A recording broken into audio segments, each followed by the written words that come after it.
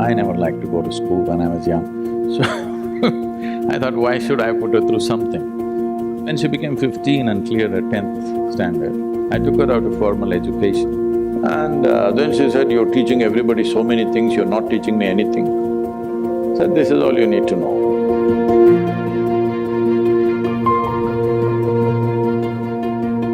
I had enough on my hands, so I never intended or thought we should have a child of our own. But my wife said at least one. I said, okay, one, only one. So that happened, and from the age of… when she was an infant, 3.5 months of age, I drove across South India with her strapped to my front seat of the car, me driving alone, just my one hand here, one hand at the steering wheel. This was the time we were building Isha Foundation, so I traveled extensively, and she was traveling with me when she was 3.5 months old infant. So first 4 years she grew up in the car with me and in many people's homes. So she met thousands of people and she learned how to become a part of any home, anywhere, whether it's the most affluent home in the world or, a tribal home where just about anywhere I stayed, I made sure that she was exposed to everything. I didn't want her to develop prejudices or privileges of, choices of where to be and where not to be. And by the time she was 3 years of age, she at least knew 1,000 people by name, whom she considered her friends, definitely not her age, all grown-up people. So the tremendous exposure to people, and I thought I won't send her to school because I never liked to go to school when I was young. So I thought, why should I put her through something? Then the only thing I could not provide her is children of her own age. So I put her to a school which is not so competitive, not so pushy.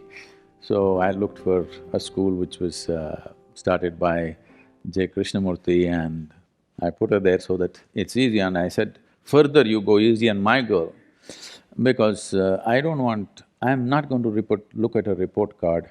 I'm not going to ask which rank you are. I'm not going to ask what are you going to become. So don't have to bother about her marks, her academics. If she plays, if she eats well, I'm happy, she's growing up, she must eat well. If she plays well, if she laughs, if she sings, if she dances, I'm fine. I'm not concerned about this because when I was in school, every test, I was very consistent. I always got 6 zeros because I never wrote a word on any page. If they insisted, I wrote my name, otherwise I wouldn't write. When the final exam came, I only worked for 35 and I always got 35, 36, I just calculated. I've never sat in an examination hall beyond 30 minutes. First bell, I'm always out. And I just calculated for what it takes to move on with my friends to the next class, and that's all I did. Why I'm saying this is, this whole thing I used to watch as a child.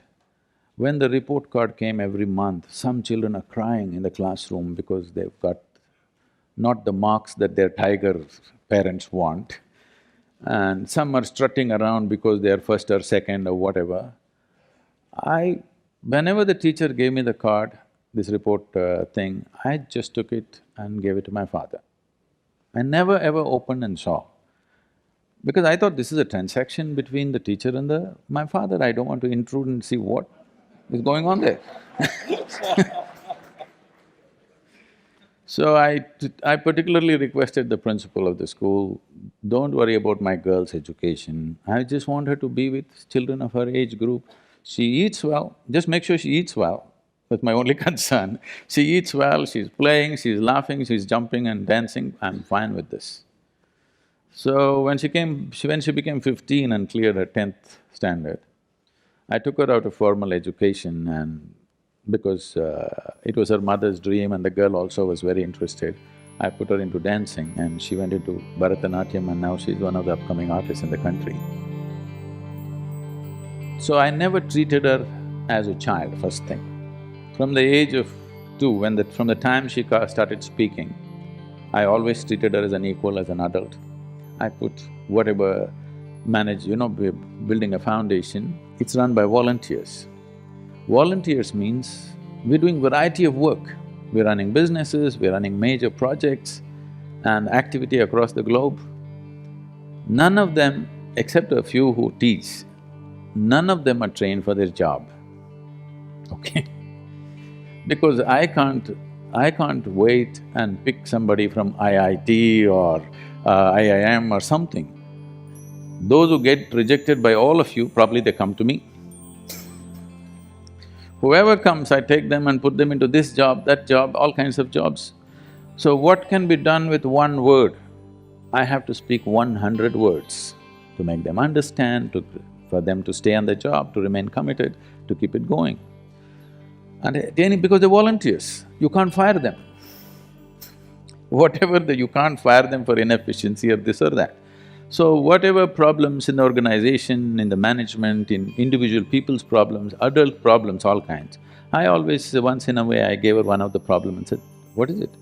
She used to come out with incredible, her own childlike solutions, sometimes perfect solutions, sometimes something wacky. Around 12, 13 years of age, she came home one day and she was disturbed about something that she saw, something that happened at school. And then she said, you're teaching everybody so many things, you're not teaching me anything. I said, see, I am not known to teach anything unsolicited. Here you have come, now sit down. Said, this is all you need to know, you never look up to anybody. Eyebrows rising, that what about you? I said, especially me, because the value of who I am is only if you see me the way I am. If you look up to me, you will nail me to the wall and maybe smoke me, light an incense or put a mala around me and forget about me. This is not going to change your life in any way. You must just see me the way I am. You must see me just for what I am, then I'm of immense value to you. But if you look up to me, you will miss it. So never look up to anybody, never look down on anybody.